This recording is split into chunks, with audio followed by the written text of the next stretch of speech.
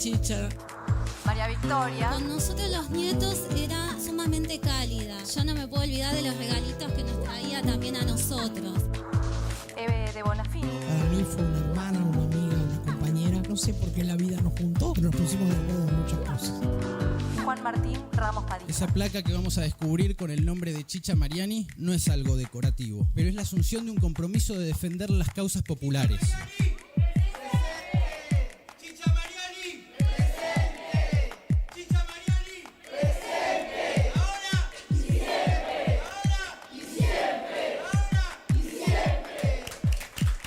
Radio Caput.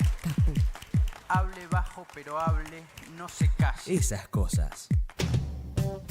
Radiocaput.com. Estás conectado. Estás en Caput.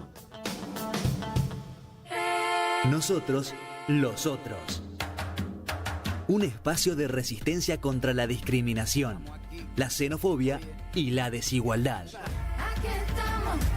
Si las palabras migran su significado, si nos exilian en nuestra propia casa, si la piel rechaza y el color separa, si los dioses discuten sus razones, si los géneros se sacralizan y los sexos no encajan, entonces simplemente seremos otros. Nosotros, los otros. Conducen Larry Levy en Radio Caput. En tiempos tan oscuros como los que transcurren hoy en Occidente, el impacto de ir a tientas reconociendo lo ya conocido termina en una sensación de angustia e incertidumbre difícil de transitar. Hay que evitar caer en el perverso impulso de la derecha de querer borrar la memoria para redefinir los términos de las pujas históricas que estaban encaminadas a resolver las desigualdades propias del capitalismo más acendrado. Pero más allá de establecer el resguardo de los derechos individuales de los trabajadores, el trabajo en sí mismo hoy es la condición de una sociedad para transformar el entorno de acuerdo a sus necesidades, que en definitiva es la condición esencial de nuestra misma supervivencia.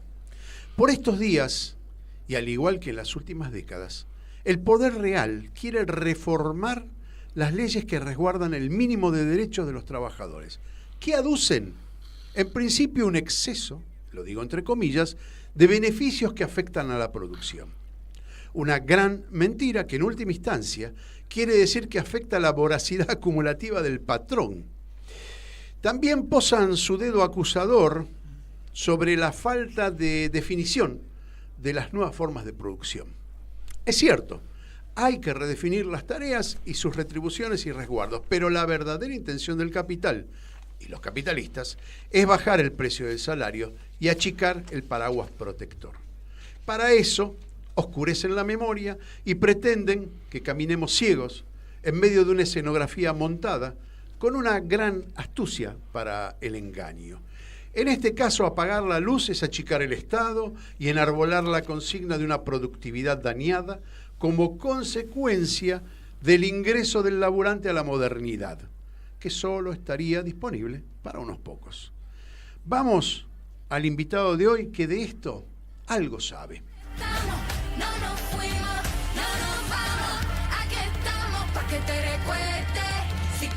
Bellamente.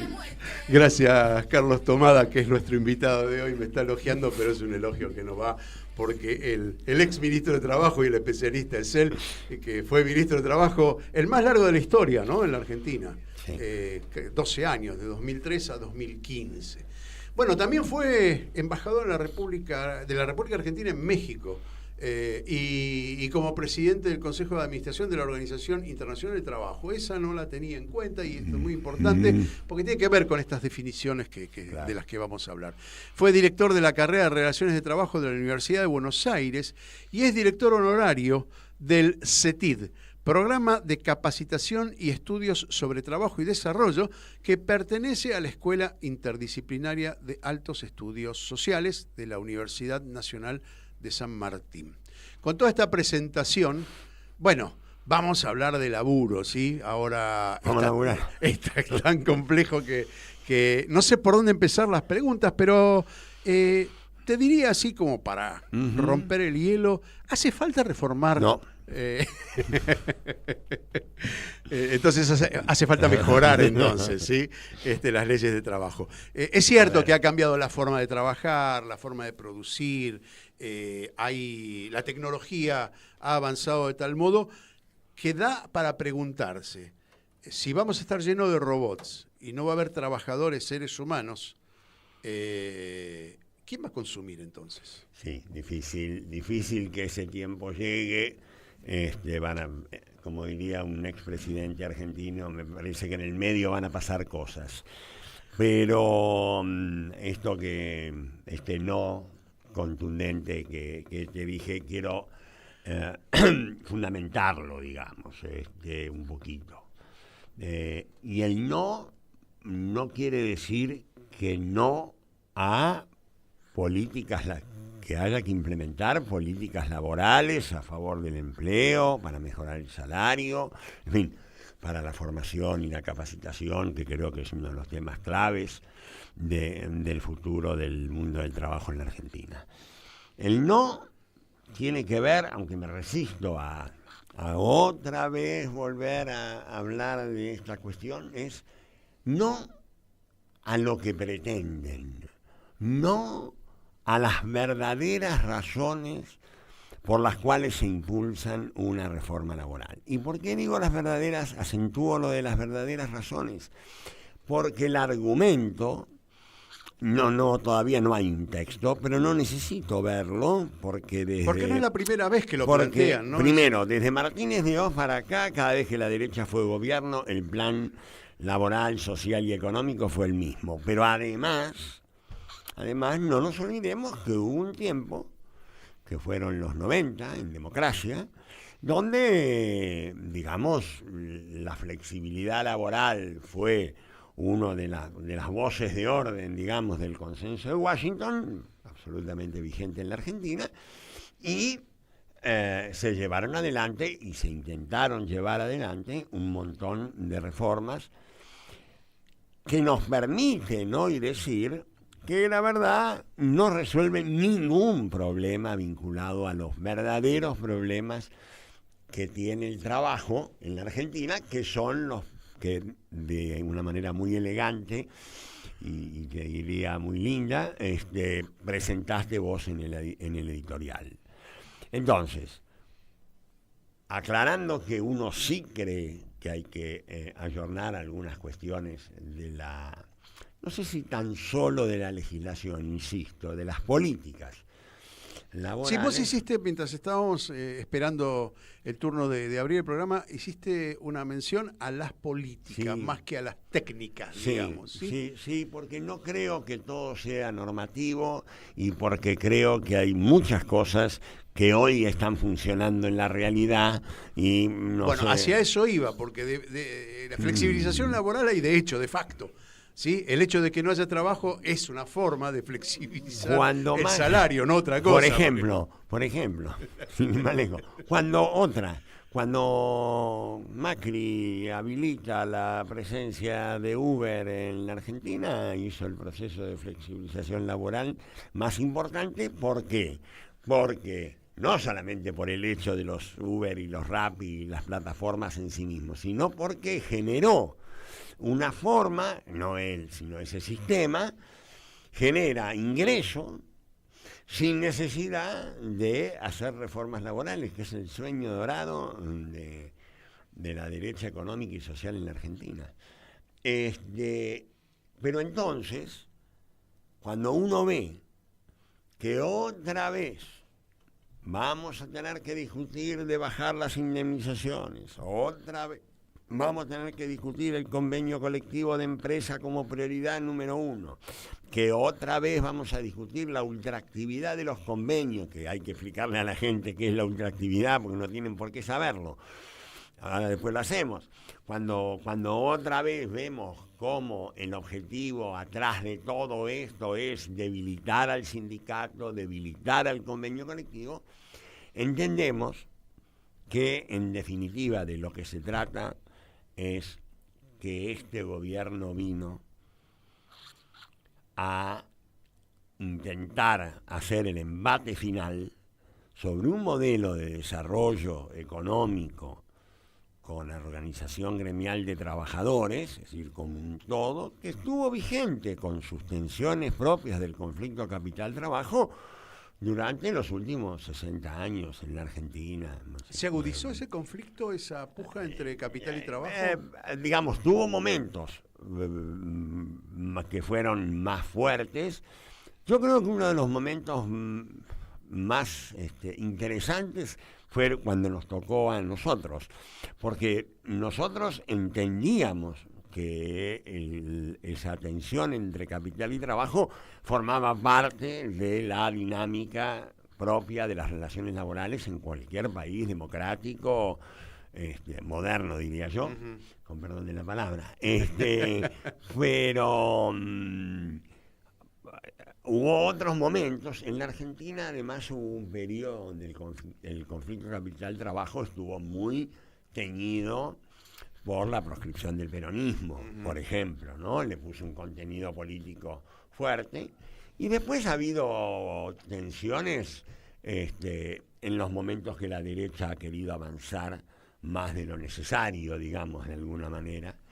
Y la lectura de los Milei de la vida es que, bueno, hay que terminar con esas alternancias, que en realidad esas alternancias de gobiernos conservadores y otros gobiernos más populares es la razón del fracaso. Ahí te iba a preguntar algo, porque bueno, después vamos a tener que hablar de política, porque es inevitable que hablemos de política y de la... Ahora, la pregunta es, ¿el gobierno vino, este gobierno de Milei vino, o lo dejamos llegar? Porque ahí hay una gran diferencia, es porque no sé si supimos responder a las necesidades del momento.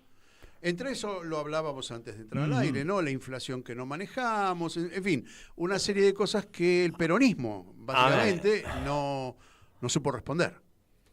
Sí, me resulta difícil decirte que solamente Milei aparece por el gobierno de Alberto Fernández. Me parece que, sin negar que fue uno de los factores, me parece que hay una ola mundial que tiene que ver con los fracasos de la derecha y de la socialdemocracia en el mundo, y ese vacío que va quedando, esa sensación de frustraciones y de... Pero en la Argentina siempre presumimos de que el movimiento peronista, al cual muchos de nosotros adherimos, era algo...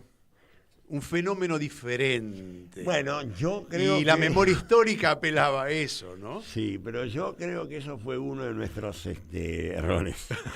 Yo creo que esta presunción, a ver, que tiene algo de Tenemos cierto. uno de los mejores sistemas sindicales del mundo, y eso no podemos obviarlo. Sí. No sé si los sindicalistas están a la altura, ese es el otro problema, pero que tenemos una estructura sindical de primera, no cabe duda. Bueno, yo creo que el modelo del sindical argentino sí es realmente uno de los más eficientes, a pesar de que también hemos tenido derrotas, pero de hecho, ahí vos mencionabas mi tarea en la OIT, pero antes de eso, yo fui muchos años a la Organización Internacional del Trabajo, en la delegación de Argentina, en representación de los trabajadores, precisamente porque una de las tareas que teníamos ahí era defender al modelo sindical argentino, que estaba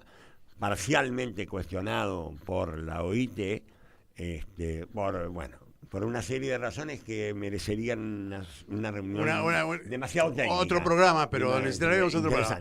El director de la radio, el señor Juan Martín Ramos Padilla, me pidió específicamente hacer una pequeña interrupción al aire. No les quiero quitar mucho tiempo. Sentate ahí porque si no, no salís en la Y cámara. en realidad, no, porque en realidad no soy yo, sino que un trabajador de la radio me comentó que quería decirle algo y me pareció pertinente. Le pedimos a Martín que se acerque, que se lo dijera públicamente, si les parece bien. Así que es cortito, ¿eh? Martín se llama. Dale, Martín, vení, sentate. Y ya que es un tipo joven el que va a hacer la pregunta, no tiene que ver con nuestra generación, me parece súper valioso que puedas intervenir. Dale. Bueno, muchísimas gracias Juan también. Lo que le contaba a Juan, a mis compañeros, yo quería esperar a que salga en realidad, porque me da un poquito de timidez. Era simplemente agradecerle los años que estuvo en el Ministerio de Trabajo. En aquellos años el Ministerio de Trabajo llevaba un programa que era para los jóvenes, el POI, programa de orientación e integración al trabajo, si no me equivoco. Y en esos años, yo todavía era joven, recién había egresado al secundario, estaba buscando como... Estabas en la cuna, porque... digamos, más o menos, sí. En otros años ya uno estaba haciendo la revolución, quizás, ¿no? Pero bueno, estaba buscando como horizontes y esas cosas, y ese programa a mí no solamente me abrió mucho la cabeza, sino me hizo interiorizarme mucho más por la política, y me dio herramientas. Para proyectar otro tipo de futuro, digamos. Así que le quería agradecer mucho por eso, de verdad. Tuvimos ahí, yo empecé a militar también en la básica. Además era muy lindo porque en ese momento el pueblo tenía cosas, la militancia tenía herramientas concretas para sentarse en una mesa, nos convocaban a los jóvenes que pasamos por ahí, así fue. Y ahí empecé a militar y pude en algún momento también dar esos talleres.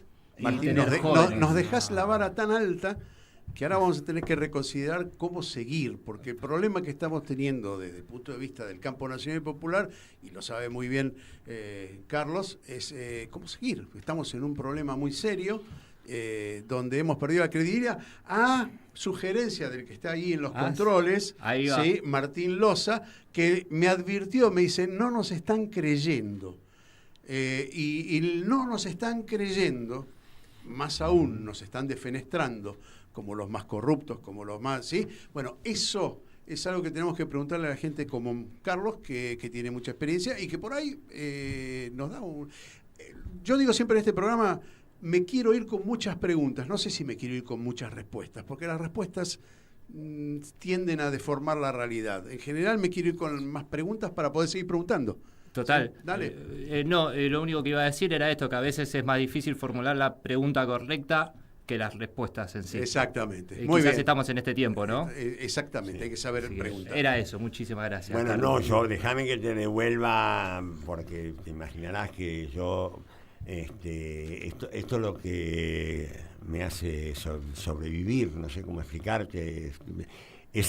Lo más importante que me puede pasar es lo que me acaba de pasar. Y no porque no me pase nunca, sino que al contrario, me pasa todos los días.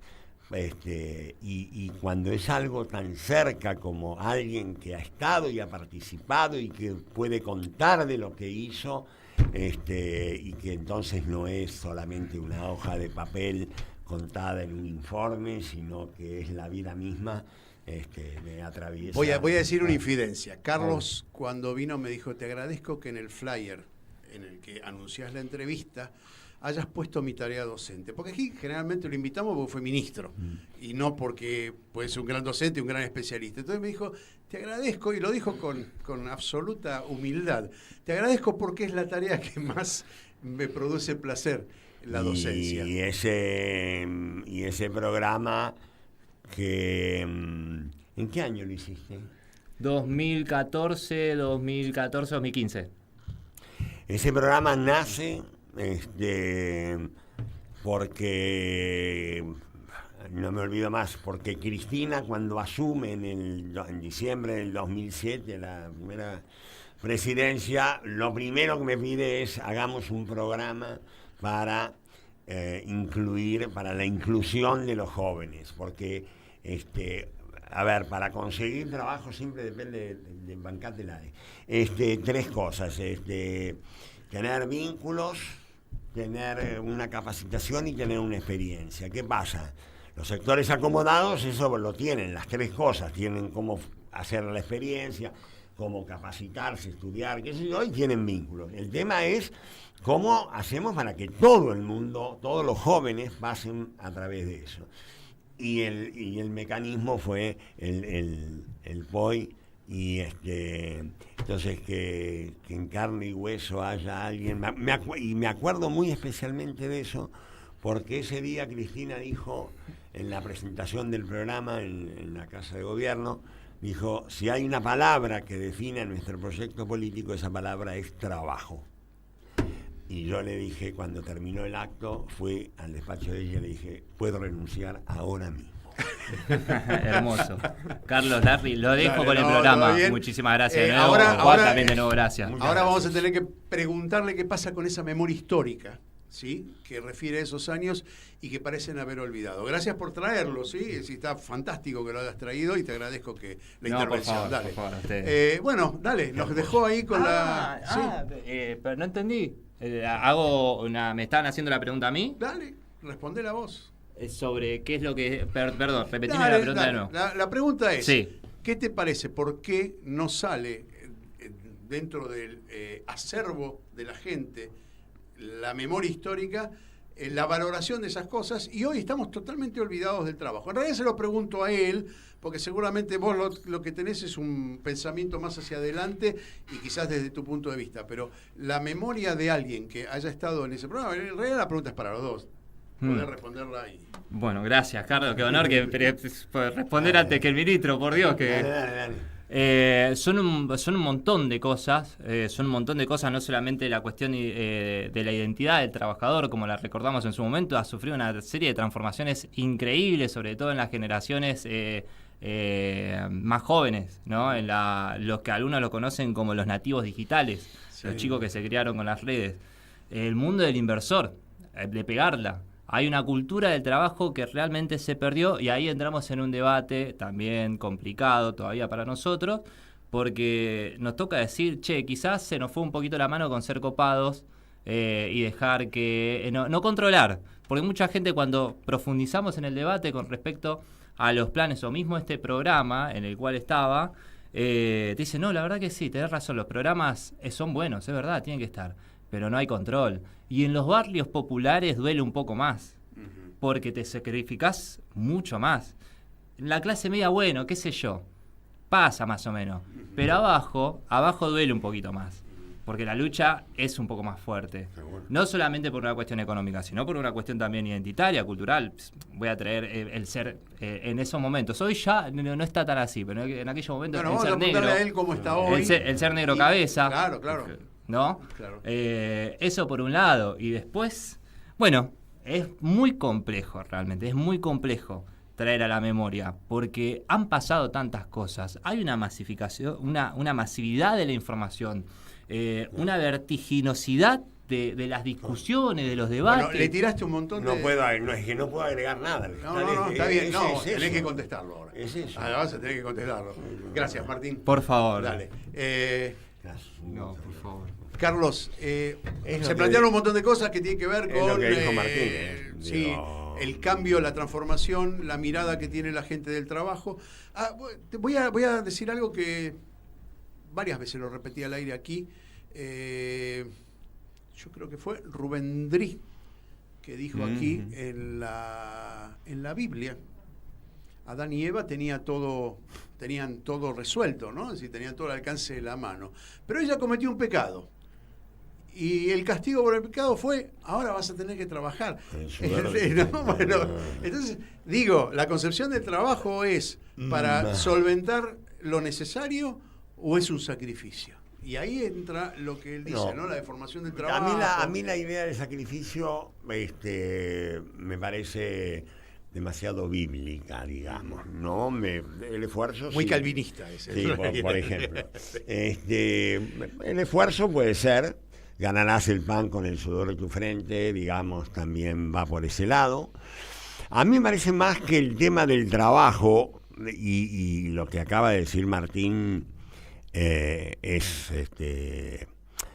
posterior a lo que yo voy a decir, pasa después, pero sigue siendo igual. El trabajo es un gran dador de sentido. Por eso yo no comparto demasiado las ideas, por ejemplo, de la renta básica universal.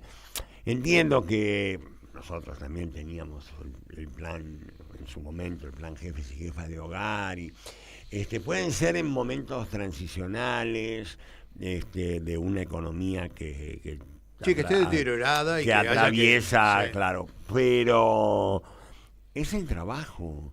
Y además, en la Argentina, y por eso lo que dice Martín es tan cierto y duele, el trabajo forma parte, junto con la escuela pública, de un dador de identidad para los argentinos. Contrariamente a lo que pretenden decir de que somos vagos o todos esos. Recuerdo aquella publicidad por ahí que vos te acordás de las gomas, de la gomería Chincota, que decía, esa persona, buena persona, hombre de trabajo. ¿Sí? Hombre de trabajo era una calificación. Es cierto que el trabajo ha sufrido muchas modificaciones. Yo me resisto, y ahí es donde quedo un poco desubicado, digamos, porque uno termina pareciendo medio conservador, en el sentido de querer seguirle dando un valor al trabajo que yo creo que sí es cierto que ha cambiado. Esto que él hablaba del aparatito bendito, sí, del celular, la vertiginosidad, el exceso de información, la velocidad por el resultado. Mucho de esta cuestión... La relación del trabajo y la productividad, que en un momento determinado siempre es conveniente para un sector y no para el sector trabajador precisamente, tiene que ver con la voracidad del capital, no cabe duda. Yo creo en el tema de la productividad y creo que... Pero el tema de la productividad vis a vis el mundo que describía Martín parece un tema... te diría antiguo. La productividad debe ser entendida como una mejora en la producción, que no es responsabilidad solamente del empresario, sino también del trabajador, pero con una variante sustantiva. Bueno, entonces participan los dos de los beneficios de la productividad. Bueno, ahí estás en un punto clave y en una discusión que en el caso, por ejemplo, de Moreno, que habla de la conciliación entre capital y trabajo, bueno, ahí nos ponemos a discutir seriamente. Sí, a mí la izquierda tiene con qué darle y de la derecha también, ¿no? Sí, yo creo que el conflicto... Antes estábamos hablando de eso también. Para mí el conflicto laboral, la tensión entre capital y trabajo es obvia, porque hay una lógica existencial, hay una lógica económica que comparten. El salario y la ganancia. Bien. Ahora, luego hay una lógica existencial donde el trabajo para el trabajador es esencial, es organizador de su vida y es demanda agregada, en fin, es una serie de cosas. Y para el empresario es otra cosa, cada día más es un tema... Bueno, la acumulación significa hoy, en términos reales, una contradicción del capitalismo también. La excesiva acumulación de capital porque produce de alguna manera un parate del otro lado. Lo que ocurre es que, hubo un tiempo, no muy lejano tampoco, yo diría hasta mediados de los años 70, que los salarios y la productividad evolucionaban de una manera más o menos parecida, acompañaba el salto productividad con la mejora de salarios. A partir de... Y un desarrollo armónico en general. Por eso, ¿no? pero Sí, eso era el desarrollo armónico. Claro. Lo que pasa que a partir del fin del estado de bienestar, del fin de esta cosa que yo nunca pude entender por qué no se pudo seguir trabajando así. Se empieza a despegar la productividad, empieza a crecer fuerte, empieza a crecer rápido, pero se la queda toda el empresario. Y entonces se produce esto, y esta es la razón por la que tenemos megamillonarios y cada vez más pobreza en el mundo. Igual hay una puja también entre el capital productivo y el capital financiero. Bueno, pero eso lo vamos a dejar para después de la pausa. Hagamos una pausa para poder retomar después la cuestión política, que es lo que nos interesa. Carlos Tomada está aquí en los estudios de Radio Caput, el ministro de Trabajo más de mayor ejercicio en el Ministerio de la Historia Argentina. Ya volvemos con más Nosotros los Otros. Enseguida volvemos con Estamos aquí. Nosotros los Otros. Estamos aquí. En Radio Caput. Estamos aquí. ¿Querés arrancar la mañana bien informado? ¡Rompelo! Infosiberia, las noticias en tu celular. Manda tu mensaje de WhatsApp al 11 36 16 00 88 y recibilo gratis todas las mañanas. Sos la única que me haces feliz cuando nadie te dice la verdad. Infosiberia, las noticias en tu celular. Manda tu mensaje de WhatsApp al 11 36 16 00 88 y recibilo gratis todas las mañanas. La hora de Moreno. El programa de Guillermo Moreno. Economía, política y actualidad. A puro peronismo. Los viernes a las 19 en Caput. Seguimos en Radio Caput con Nosotros los Otros.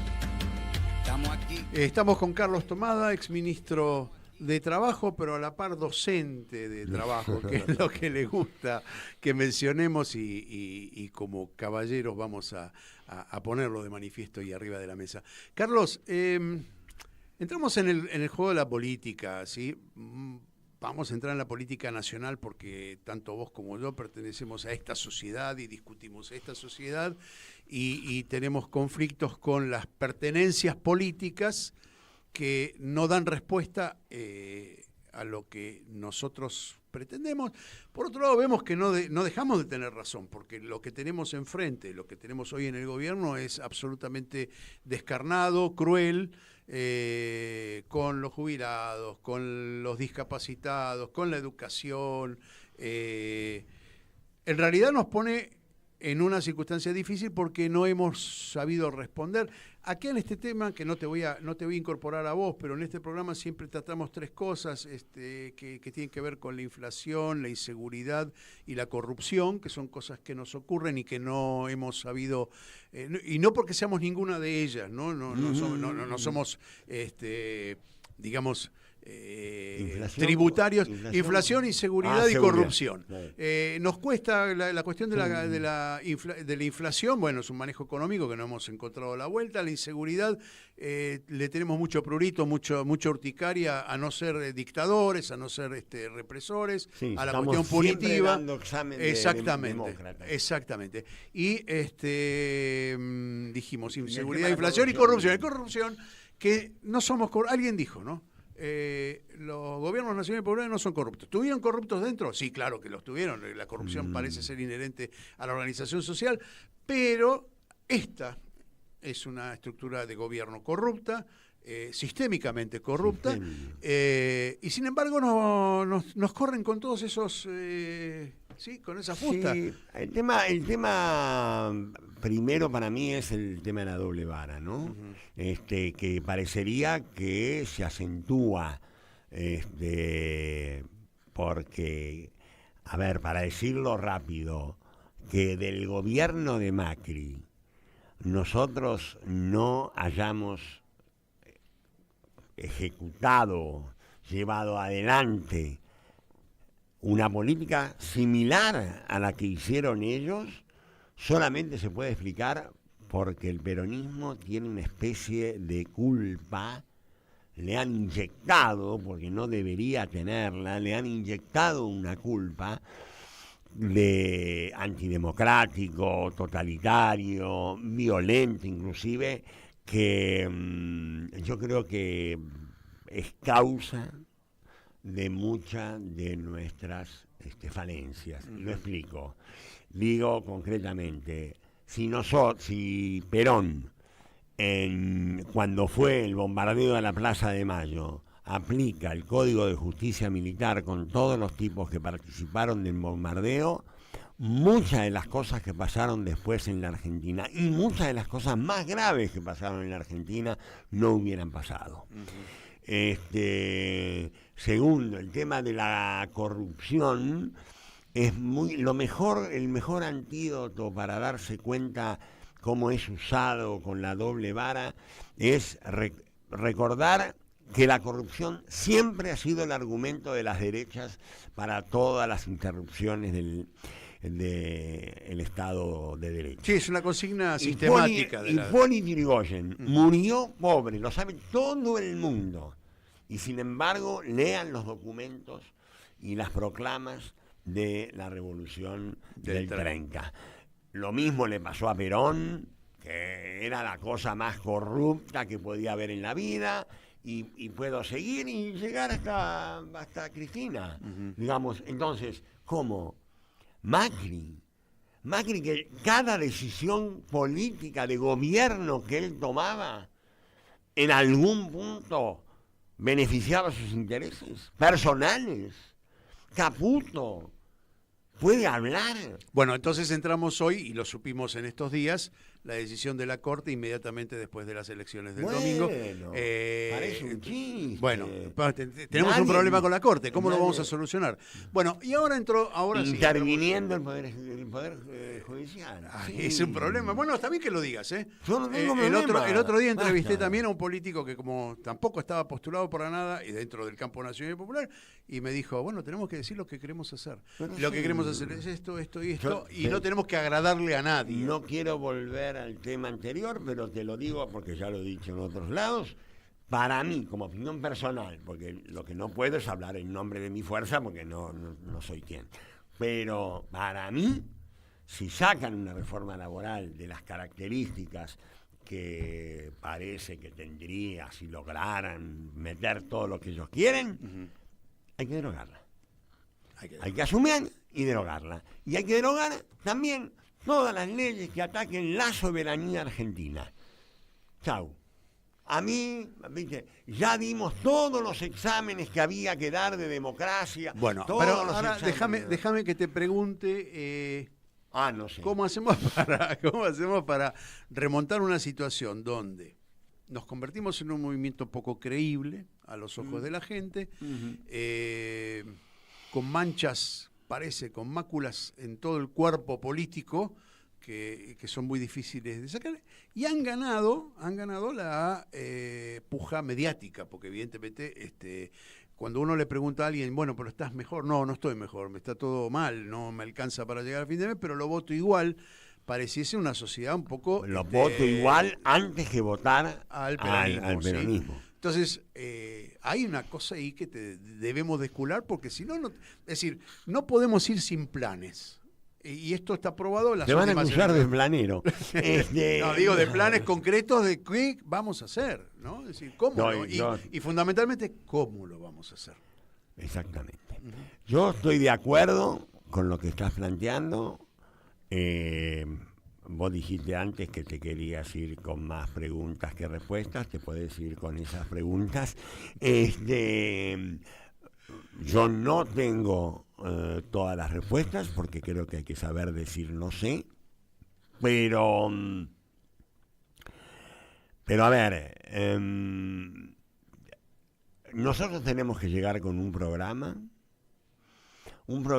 que conforme a lo que ocurra en los próximos 2 años va a determinar el grado de radicalidad que tiene que tener, y soy consciente también que nosotros vamos a tener que abrir los brazos y sumar más fuerzas porque tenemos que construir una nueva mayoría.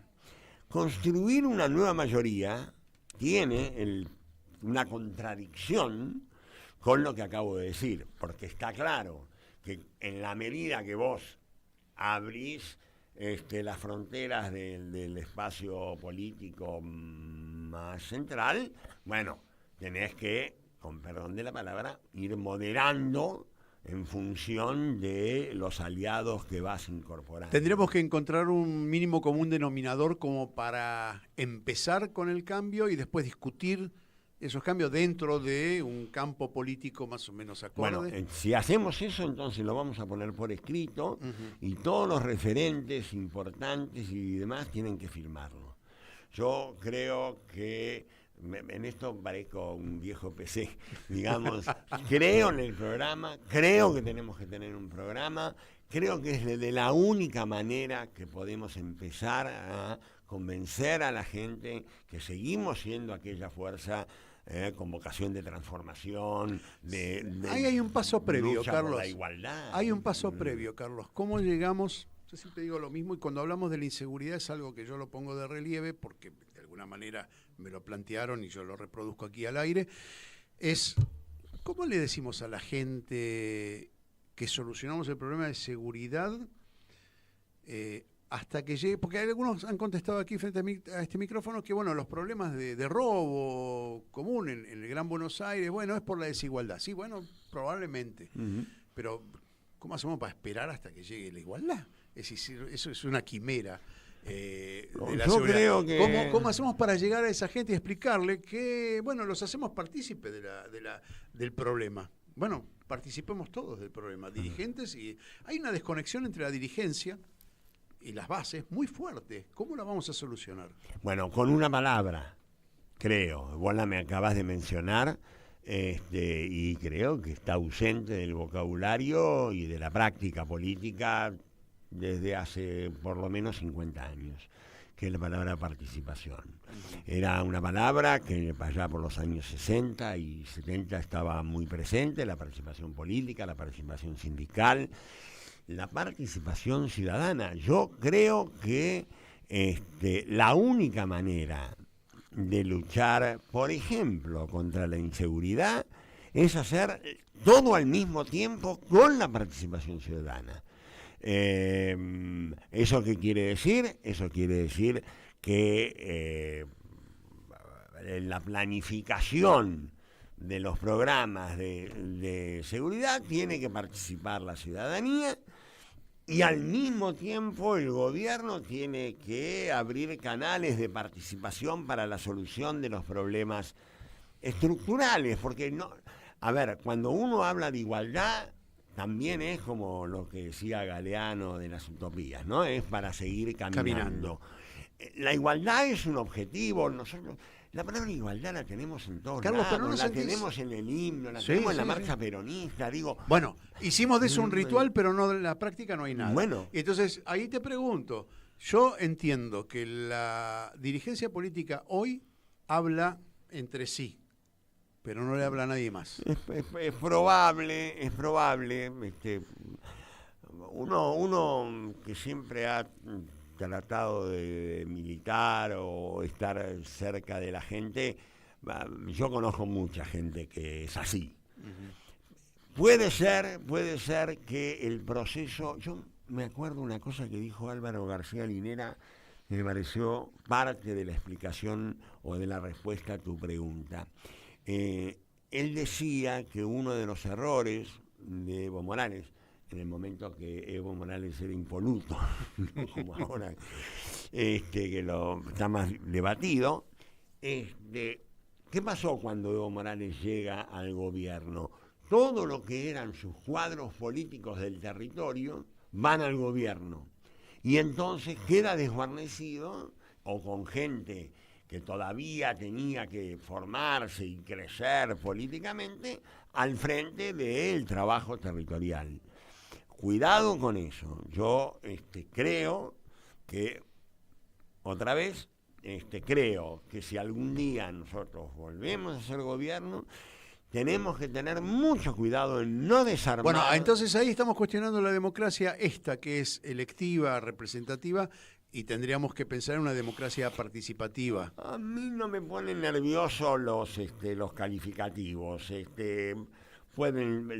Yo diría que la democracia representativa es más representativa cuando es más participativa. Bueno, pero porque digo, el camino entre digamos, el ejercicio en el Congreso y las bases, es tan largo ese camino que necesita en el medio algún tipo de intermediación, no es la palabra, pero sí de representación intermedia que habilite la participación. Bueno, es que una estructura para eso estaban los partidos políticos, ¿no? Bueno, hoy hay otras instancias que tienen que ver sectoriales, con los movimientos sociales en un sentido amplio, porque no utilizamos la palabra movimientos sociales solamente para un sector, digamos. Bueno, ahí tenemos otro problema que tiene que ver con lo tuyo, con el trabajo. Es otro tema, pero yo utilizo acá la palabra movimientos sociales en el sentido que se utiliza en el mundo, digamos, más amplio. Y nosotros, la Argentina, tiene una buena experiencia de los movimientos, aparte de la experiencia movimentista en sí del peronismo, pero no nos olvidemos la importancia de las abuelas y las madres de Plaza de Mayo con respecto a los derechos humanos, no nos olvidemos del movimiento sindical, no nos olvidemos de los movimientos sociales que permitieron una cercanía con las raíces más profundas de la pobreza, que, bueno, después se habrá distorsionado, ¿no? Pero, digamos, eso estuvo. Trajiste 3 veces. Y sí. termino con otro. Y el movimiento feminista, que es uno de los hechos más transformadores que tuvo nuestro país. Sin ninguna duda. Tan vapuleado por la derecha como para descalificarlo. Y no es nuevo, porque acabo de ir a ver una obra de teatro que recomiendo espectacular, que se llama Encarnación. Yo, a Encarnación Escurra, que es extraordinaria. Te hago una pregunta más o menos para ir cerrando, porque es un tema que daría para 5 programas más, pero nombraste 3 veces el movimiento sindical, yo lo nombré también, y nombramos los políticos desconectados de las bases, ¿no? Y se me ocurrió pensar, me vino a la cabeza Saúl Ubaldini, pero ¿por qué? Porque uno lo veía marchar al frente de las manifestaciones, codo a codo con los políticos, con las bases. Hoy no vemos esa. Hoy están los jubilados marchando solos, por ahí baja algún político del Congreso, desciende las escaleras, les dice buenas tardes, estamos con ustedes y vuelve a la sala, ¿no? Y no marchan, yo no los veo. Por ahí lo vi Castañeto alguna vez recibir un gas lacrimógeno, a Moró, que también es un emblema, pero no veo ese cordón que iba al frente, que presidía todas las manifestaciones, codo a codo, políticos y representados a la vez. Yo ahí, por ahí tenemos una pequeña discusión. A ver. Eso no quita que te haya visto a vos en un montón de marchas ahí marchando al frente, sí, pero... Sí, a mí también, y además yo la última vez que cobré gases fue en diciembre del 2017, y salí de ahí, del corazón del quilombo, apoyado en 2 mujeres más jóvenes que yo todo llorando, qué sé yo, y dije, me parece que voy a tener... Eso fue en la marcha de las toneladas de piedra, claro. ¿Ves? Hasta en eso nos ganaron. 10 toneladas de piedra, que nunca hubo 10 toneladas de piedra. Por eso. Y ahí dije, de ahora en más me voy a cuidar un poco más. Pero vos utilizaste una figura... Cuando yo tenía toda la respuesta, me la cambiaste. Y bueno, de eso se trata mi laburo. Ya lo sé. Una figura que es los dirigentes sindicales y los dirigentes políticos juntos. Y eso sí creo que se perdió.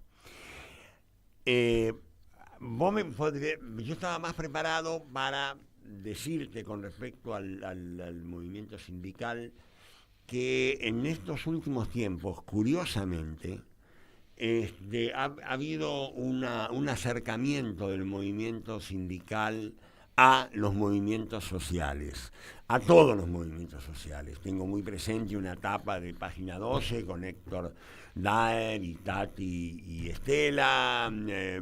Tengo presente la movilización de la CGT orgánicamente el 8 de marzo. En fin, digo, me parece que ahí se produjo un acercamiento que ahora se va a poner otra vez en juego, porque me parece que ha habido hay una mirada tuya que se trasunta, que es la formalidad de ese encuentro. Y yo no estoy en desacuerdo, pero, a ver, déjame que diga que yo estoy acostumbrado por generación a una actitud más combativa. No, sí, claro. Combativa significa salir hoy a decir no estamos de acuerdo, ni siquiera con que nombren el proyecto de reforma laboral.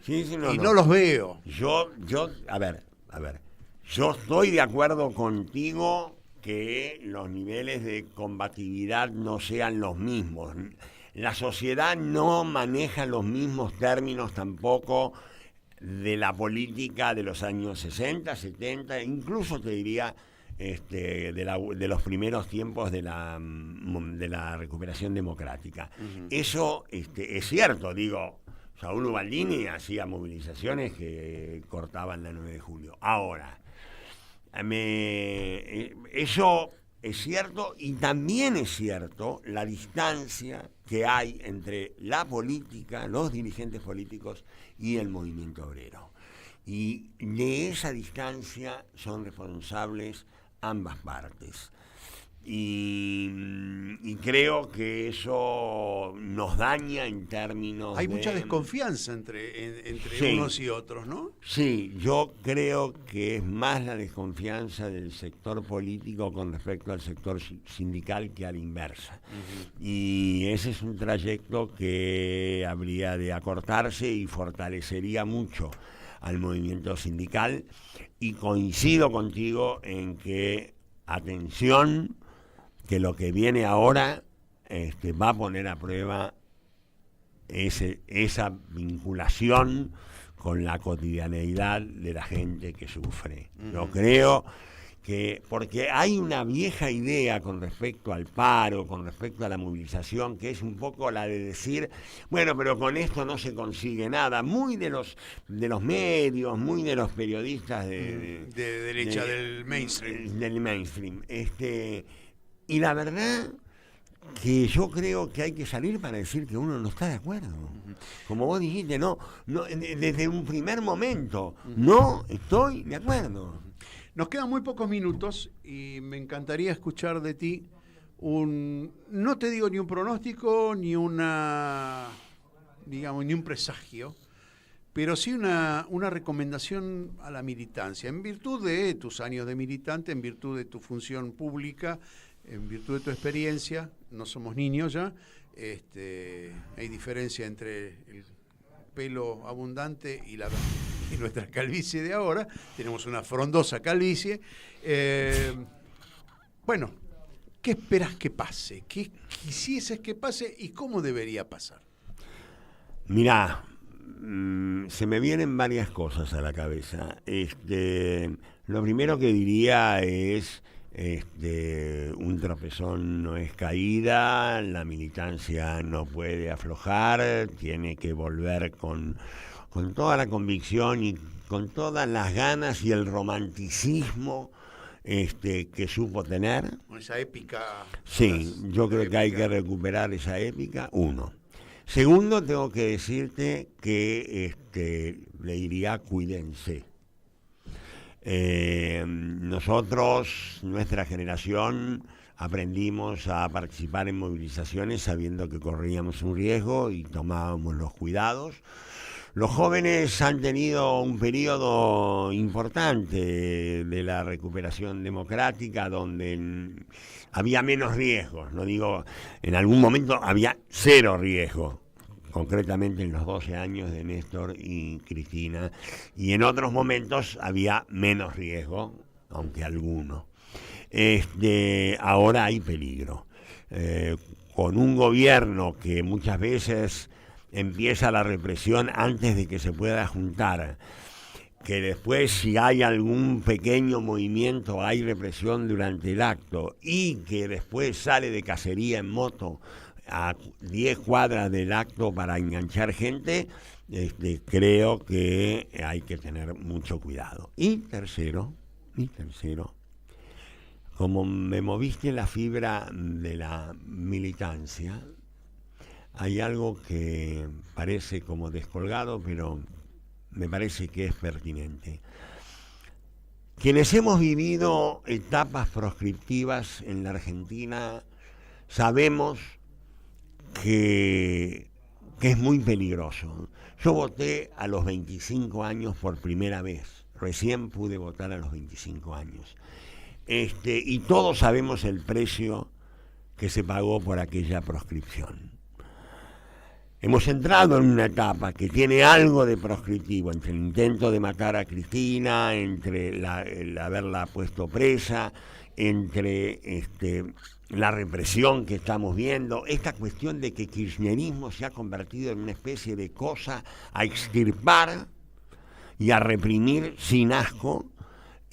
Pablo Grillo daría testimonio de esto. Me preocupa. Entonces, yo junto todo esto y digo, hay que seguir movilizándose, hay que tomar recaudos,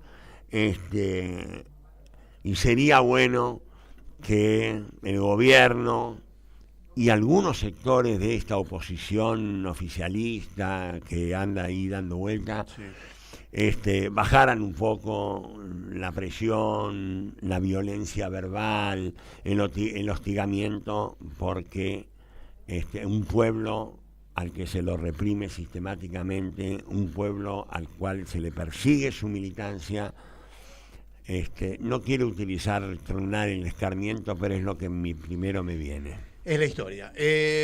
Carlos Tomada, llegamos al final de Nosotros los Otros. Te agradezco infinitamente que hayas llegado aquí al estudio. Me parece que me voy con eso, ¿no? Que me voy con tu no advertencia, con tu encendidas luces amarillas, para decirlo así, para no asustar. Tener cuidado, pero recuperar la épica. Me parece que el mensaje es recuperar la épica e ir con nuestras convicciones adelante. Esto fue Nosotros los Otros. Ahora viene, que nadie nos escuche, con Mauro Bello, que está por ahí dando vueltas antes de entrar al aire. Nosotros nos encontramos de aquí a 7 días, menos 1 hora, para no perderse Nosotros los Otros. Gracias, Carlos Tomada, por haber estado aquí. A vos, muy amable. Aquí estamos, siempre estamos, no nos fuimos, no nos vamos, aquí estamos pa' que te recueste, si quieres mi machete te muerde. Hasta aquí, Nosotros los Otros de hoy. En la guerrilla, los hijos del conflicto, las pandillas, las listas negras, los falsos positivos, los periodistas asesinados, los desaparecidos, los narcogobiernos. En Caput a Diego Maradona pasan cosas. Todo el apoyo sincero de un peronista, de un hombre que quiere que la gente coma, que la gente sea feliz. Por eso le mando un beso grande a Eve Bonafini y a vos, Calamaro, te quiero mucho. Muchas gracias por compartir el Santuario de las Madres.